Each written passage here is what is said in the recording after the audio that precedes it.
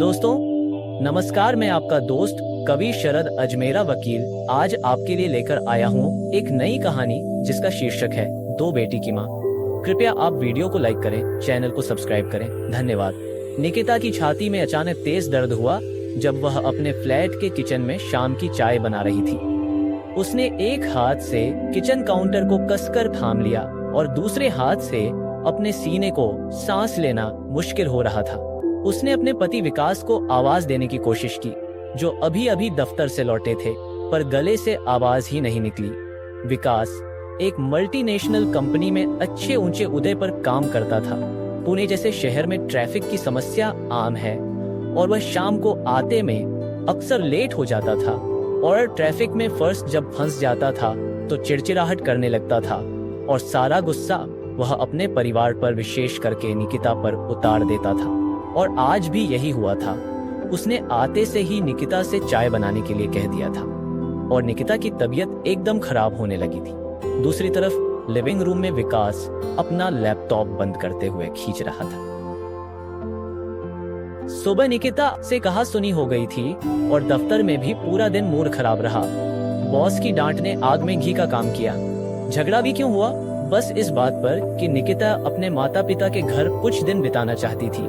विकास ने मना कर दिया था, यह कहकर कि घर और उनकी माँ का ध्यान कौन रखेगा। निकिता का मन दुखी था। उसने कुछ कहा नहीं, बस आंसू बहाकर सब सह लिया। चाय बनाने में इतनी देर क्यों लग रही है? विकास चिल्लाते हुए बोला। इतनी जल्दी क्या है? हो सकता है बहू कुछ खास बना रही हो, विकास की माँ सुषमा ने कहा, जो पास में बैठी थी। माँ, आप हर बार उसका पक्ष क्यों लेती हैं? मैं सुबह से भूखा हूँ, दफ्तर से थका आया हूँ और अब चाय के लिए भी इंतजार करना पड़ रहा है। पता नहीं वह सारा दिन करती क्या है। विकास, वह घर की बहू है, कोई नौकरानी नहीं। थोड़ा सब्र रख, मैं जाकर देखती हूँ। सुषमा उठी और रसोई की ओर गई। वहाँ का दृश्य देखकर सुषमा घबरा गई। निकिता फर्श पर गिरी हुई थी। वह उसके पास दौड़ी, पानी के छींटे मारे और माथा सहलाया। निकिता, उठो बच्ची, क्या हुआ? भगवान, मेरी बच्ची को कुछ मत होने देना। सुषमा ने जल्दी से विकास को बुलाया। विकास, जल्दी आओ, निकिता बेहोश पड़ी है, उसे अस्पताल ले जाना होगा। विकास अनमने ढंग से किचन में आया। माँ, यह नया नाटक कर रही है, इसे कुछ नहीं हुआ है, बस काम से बचने का बहाना है। चुप रहो, जल्दी गाड़ी निकालो। मुझे लगता है इसे या तो लो ब्लड प्रेशर हुआ है या हार्ट अटैक।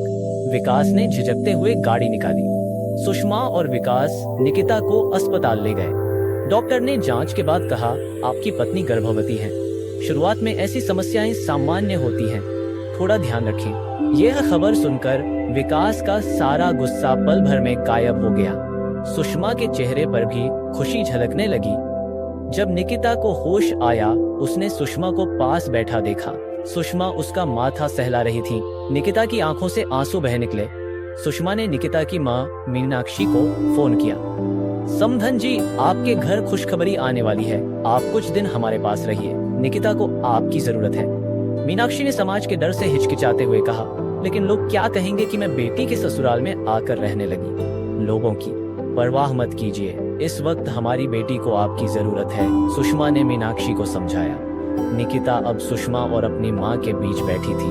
उसने मुस्कुराते हुए कहा, मेरे पास दो माँ हैं, क्या मैं दुनिया की सबसे भाग्यशाली नहीं हूँ? विकास को भी अपनी गलती का एहसास हुआ। उसने माफी मांगते हुए कहा, निकिता, मैं तुम्हें समझ नहीं पाया, अब से कभी तुम्हें मायके जाने से नहीं रोकूंगा। कुछ महीने बाद निकिता ने जुड़वा बच्चों को जन्म दिया, एक बेटी और एक बेटा। निकिता ने सुषमा और मीनाक्षी से कहा, अब मैं भी बेटियों की माँ बन गई। सभी खिलखिला उठे। सच में अगर हर परिवार इस सोच के साथ रहे तो किसी भी बेटी को ससुराल में मायके की कमी नहीं खलेगी। तो दोस्तों, ये आपको कहानी कैसी लगी? कृपया वीडियो को लाइक, चैनल को सब्सक्राइब करें और अपने सभी ग्रुप में कहानी को शेयर करें। धन्यवाद।